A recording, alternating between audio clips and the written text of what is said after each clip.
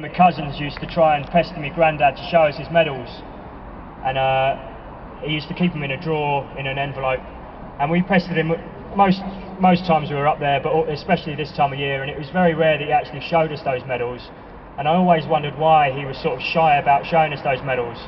But I think now I might have a better understanding about why he didn't want to show us those medals and sort of like reinforce those ideas about what it was to be a soldier and what it was to fight in war. The images that are put out at this time of the year by the media and by the Royal British Legion speak of heroism, of sacrifice for freedom, and of the fallen dead and the glorious dead. But those ideas and those visions that are put out don't really correspond to my own experience of warfare. On the 30th of January 2005, I was in Iraq, and a Hercules took off from Baghdad International Airport. Within about 20 minutes, it had been shot down just north of Baghdad in a place called Al-Taji. Me and about 7 other guys were sent up there to do a recovery mission of the bodies and all the equipment that were on the plane. When we got on the scene, it was dark and you could see the fuselage of the plane, and then over there you could see the tail, and then over here you could see the engine of the plane, and the floor was soaking wet. Even though we were in Iraq and it was a very dry country, a lot of the aviation fuel had spilt onto the ground and turned it into a muddy field. And we spent the night looking for the bodies. We only found one whole body, and that was burnt so badly that we couldn't even recognise who it was. And we spent the rest of the night picking up bits and pieces of bodies all over the floor, spread over a vast distance. We filled up so many body bags that we had to empty some body bags into another one to make some more room to put the bits in.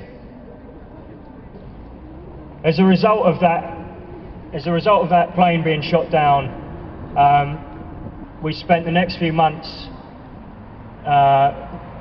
carrying out operations to find the people who had shot the plane down. And I remember writing to my partner at the time, whose best friend's partner had died on that plane, and I said to her, "Don't worry, we're going to get the bastards who've done this." And a few days later I was surprised to read her letter back, and it said, "Why do you think they're the bastards? You're the ones in their country." And I think she was probably right about that. We spent the next few months carrying out operations, exploding our way into people's houses in the middle of the night, dragging the males out and detaining them. A lot of those guys ended up in prison for months and were tortured by the Americans. In Iraq, the males are usually the main source of income and also the security for the family. There's a lot of I don't want to say bad men, but there were a lot of dangerous men around in Iraq at that time, and it was the duty of the males of the house to look after their families, to make sure they were safe. And I often wonder what happened to those families that we left in those houses with their front doors smashed in.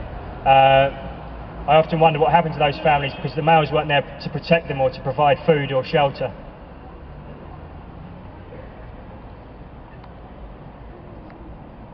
There's nothing heroic about invading a country, occupying a country, enforcing martial law on a civilian population. There's nothing heroic about dragging people out of their beds at night and torturing them. There's nothing heroic about killing people.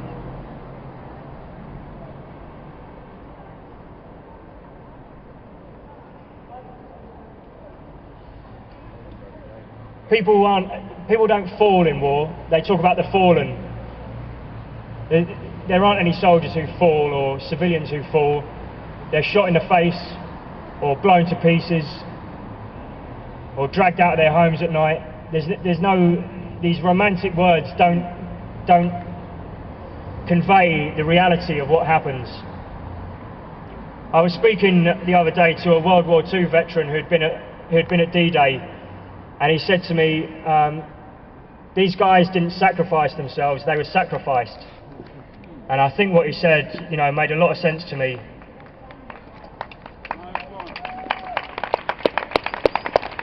And I'd just like to finish, this morning I was at Mass and the priest read out the following, and I just really, I couldn't put it better myself, and he said, "We should remember the craziness of war and the wanton desolation. What about the tyrants who need to be stopped, do I hear you say? Yes, but tyrants do not usually emerge overnight. This is why we need to be alert and read the sign of the times. This is why we need to negotiate for peace at an early stage. We must be aware that there is such a thing as a culture of peace, a vocabulary of peace. We need to have an attitude of peace, not violence. Thinking some of this through would be a wonderful way of honouring all of those who have died in violent wars." Thank you.